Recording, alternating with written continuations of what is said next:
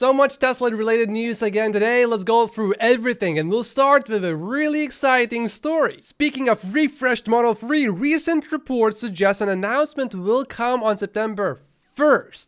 Specifically in China, domestic media reports Tesla's new Model 3 will go on sale on September 1st as scheduled with the price of under 200,000 yuan, supposedly $27,500. But Troy says the current price of the Model 3 rear-wheel drive in China is about 32,000 USD, so he doesn't think that it will drop that low. He says it's wishful thinking. A price drop is unlikely because Highland production is too low and below demand. Cost reductions would go towards improving margins, which is only 1% for Model 3 rear-wheel drive in China based on Troy's numbers, and his numbers usually are fairly accurate. And Troy thinks that Tesla will just maintain the prices. But is Tesla really launching the refresh Model 3 tomorrow? We don't have that website anymore that puts together all of the inventory for all European countries in one chart, but currently, the Model 3 inventory in Germany is basically non-existent. France is basically the same. The UK, also the same. Norway, same. China, also low inventory for the Model 3. But in the US, the Model 3 inventory is relatively high. The same goes for Canada as well. And Australia has a relatively high number of Model 3s, which is served by the factory in China. So looking at all of the data, it doesn't seem that it is very likely that we will have the Model 3 refresh out there tomorrow. Unless Tesla chooses to do it in Europe and China first, and then in the US and Canada later, which would be a little bit weird. It's a possibility, but I think it's a low possibility. Although the hype is real, James says he is going to do this if the rumor turns out not to be true. However, this is a possible sign of the refresh coming in the US as well. Tesla has again significantly discounted their Model 3 inventory up to $5,000 in the US and Canada, actually. Tesla just made another move to improve demand. Tesla has added a refer and earn tab directly on the home screen of the Tesla app, right in front of your face, which is exactly where it should be. You no longer need to browse through the menus to find exactly where it is. Emmett says feels like they are running out of options before more price cuts unless Highland comes out sooner and juices up demand for a while first. But I would argue that I think that should have been there a while ago. I would agree with what Sawyer says here, and Emmett eventually agreed with that as well. Some progress is being made in Mexico. Tesla released an environmental impact report on Monday, and this was confirmed on Wednesday by the governor. The governor also said, "We hope that the world's largest factory can be up and running soon." In Giga Berlin, Tesla had so many issues because of water shortages, but in Mexico, that's definitely not going to be the case. This project is supposed to be finished this October, and it would provide 5,000 liters of water per second to the metropolitan area where the factory is going to be. So even if somehow that project gets delayed by quite a bit, it will still be finished first before Giga Mexico is finished, which is highly reassuring. In the meantime, Tesla is starting to pick up the pace with its V4 supercharging installations. This is the 9th one in the world currently being built. China is a big market for Tesla, so this is actually important news. It will help Tesla to increase demand in China by at least a little bit. Chinese Tesla owners finally get a taste of that green light alert in the newest over-the-air update, where you stop at a traffic light and then you hear a sound once the traffic light turns green. That's the update. This has been available in North America for a long time. The second most anticipated feature is optimized voice command, updated North America some time ago. You are no longer limited to just preset commands. Simply say, "I feel so hot," and AC will be turned on for you. You don't have to say, "Turn on the AC," for example. Or you can say a landmark name, and navigation route will be immediately displayed on the screen. You don't need to say, "Navigate to," "Take me to," or "Drive to this destination." Tesla voice command feature has been long lagging behind Chinese competitors, says Ray, and this new update is a big step forward in China. I'm sure many Tesla owners in China will love this update. There's a conversation going on between Elon Musk and James Dama on Twitter. Elon earlier said version 12 of his D beta is still training, and James then said, "Interesting choice of words, may be accidental, but it suggests They have settled on the architecture and expect that with enough training, the current neural nets will be a release candidate. That's promising. And Elon later said training compute should soon not be so much of a limiting factor. Very difficult bringing the 10,000 H100 cluster online. Similar experience to bringing our now 16,000 A100 cluster online. Uptime and performance are low at first, then improve with lots of work by Tesla and NVIDIA. This is pretty cool. The RC, I think, stands for a release candidate, so nothing much to see here, but I somehow really like how these stickers look. Mercedes has announced pricing for its new e-Sprinter electric van, which is available to be ordered starting today from US dealers. It will start at about $72,000 and come with a 113 kilowatt-hour battery. EPA range will be under 250 miles, though. The van is in production in South Carolina. Elon Musk also directly replied to this tweet. An interesting aspect of FSD version 12 is the applicability of scaling laws. This should let Tesla predict the performance of an FSD implementation ahead of time. That's important. Scaling laws in neural networks are stable relationships between the performance of a neural net and its size, training data size, and total training compute. One day they are useful in the development of big neural net projects is that they provide a way to know what result you're going to get before you go to the considerable time and expense involved in building and training a major system, which would be very important because you don't want to spend months and hundreds of millions of dollars, let's say, just trying to build this thing only to realize, this was all a waste. We don't want to do that. In their GPT-4 technical paper, OpenAI highlighted how a careful effort to evaluate the scaling behavior of the candidate design for that game-changing large language model allowed them to make a huge investment and know it would pay off. Up to now, Full Self-Driving has had a steady stream of innovations that resulted in stepwise improvements.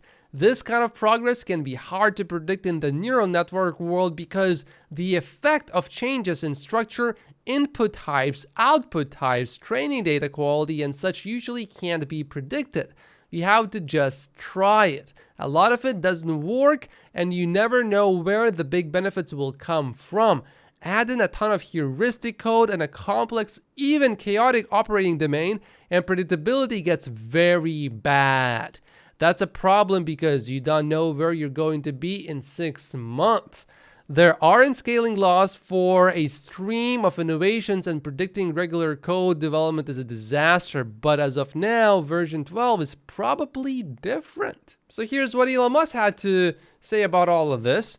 The scaling laws that OpenAI and others talk about are bogus, in my opinion. Garbage in, garbage out. GPT is a predictor of garbage. Although I actually find GPT to be fairly useful when doing some research, but it lacks that detail sometimes and that nuance a little bit. And it's just a bit too polished maybe, but like in a bad way.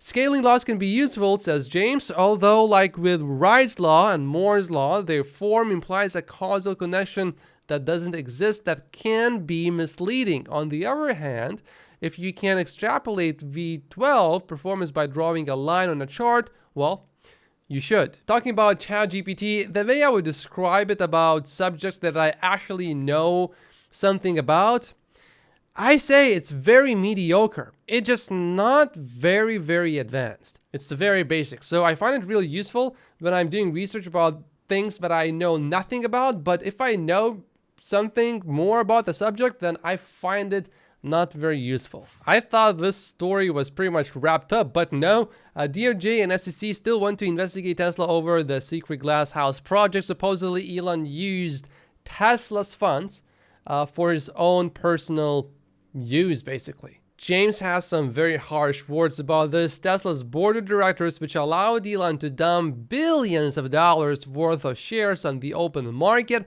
and for a period of time alienate Tesla's core customer segments, which together helped contribute to hundreds of billions of dollars in lost market cap, is now concerned about Elon's involvement in a supposed glass house project. Did someone Tell them they should pretend to act like a board of directors. He says basically no one cares about this glass house. And I think that's basically the sentiment of most Tesla stock investors. Although the earlier part, I think investors are split sort of half and half. Workers at Ford, GM, and Stellantis are fighting for 40% pay increases, but analysts worry that will drive up car prices and ultimately make it harder for these auto giants to compete with Tesla.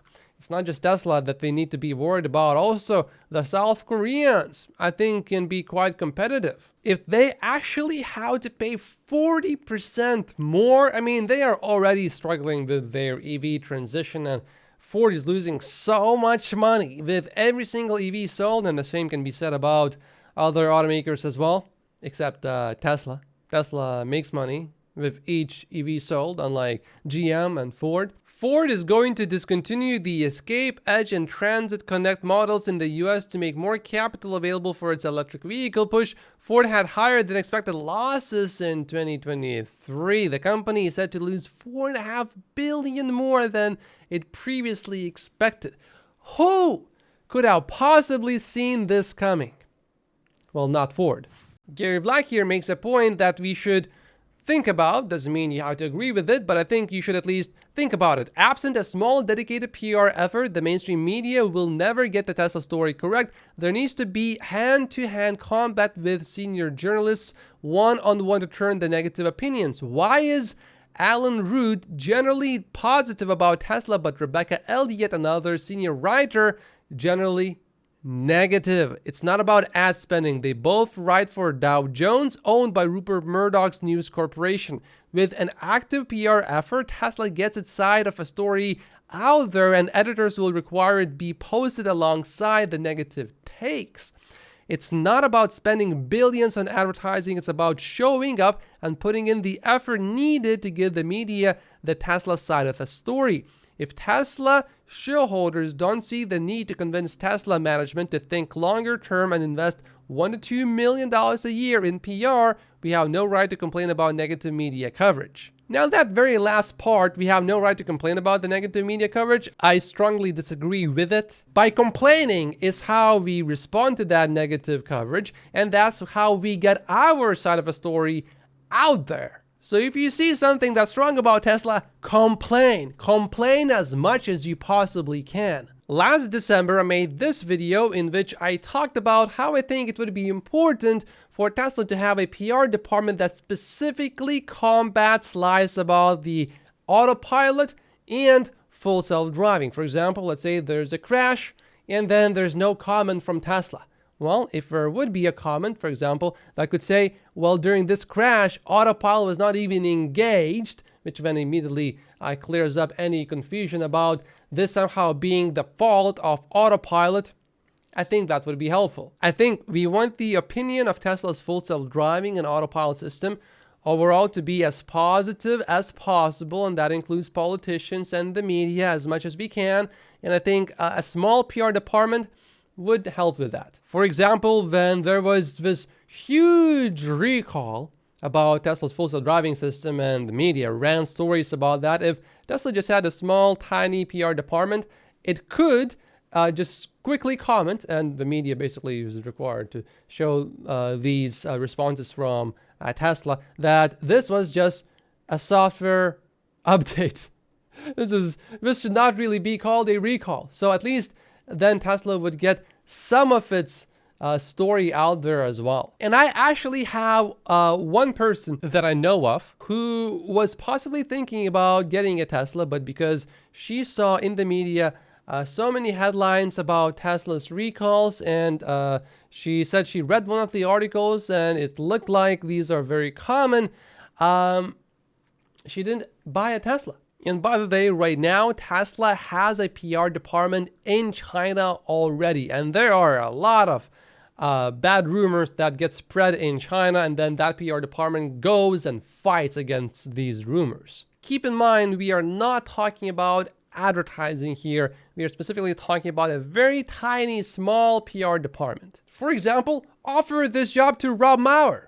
I think he would do a great job if he's willing to accept this offer. He's very well spoken, he's very articulate, and he's also very calm and very well mannered, which I think would make him a perfect candidate for something like this. Why not let him do something like this if he's willing to take this offer? But I think this point from Warren here is also pretty good. The media's failure to accurately cover the Tesla story hurts the media far more than it hurts Tesla, acts as accelerating the end of the mainstream media. But still, I think the mainstream media does have quite a bit of power. Most of my friends actually are not on X. They never use it. And they get their news from Google's news feed, for example, on their phones, or just watching TV, or using one of these news apps on their phones. Dan Ives has a pretty good take here. For many long-standing bears that have called 10 of the last 2 downturns since the late 90s, we laser focus on what these tech conference calls our field checks and fundamentals are showing. IT spending stable, improving, coupled by a 1995-like AI revolution now here. He's pretty bullish. And Tesla stands to benefit perhaps more than almost any company out there in the world from this AI revolution. Kathy Wood certainly thinks it is the biggest AI opportunity right now. Here's another comparison between hardware 3 and hardware 4 cameras. This one you can see it's not, the angle is not as wide, but the new one, yeah, you can see the whole car so easily. So later, if you ever want to put your car on the robotaxi network, you'll be able to monitor the vehicle a little bit easier. Oh, GM reportedly produced 2,439 Hummer EVs in July. If you want to get a Waymo robotaxi, well, be prepared to pay a little bit more than what Uber will charge you. And I think the ride will be a little bit smoother and better in the Uber, so I highly suggest that you take the Uber for now. These LiDAR systems are incredibly expensive, and Bosch actually just abandoned the development of LiDAR sensors. Good move. Gear says we expect Tesla to continue to move higher into year-end with both Cybertruck and Model 3 Highland launches on deck in Q4. One of Tesla's key executives, Drew Baglino, just sold 10,500 shares of Tesla at a total cost of $2.5 million.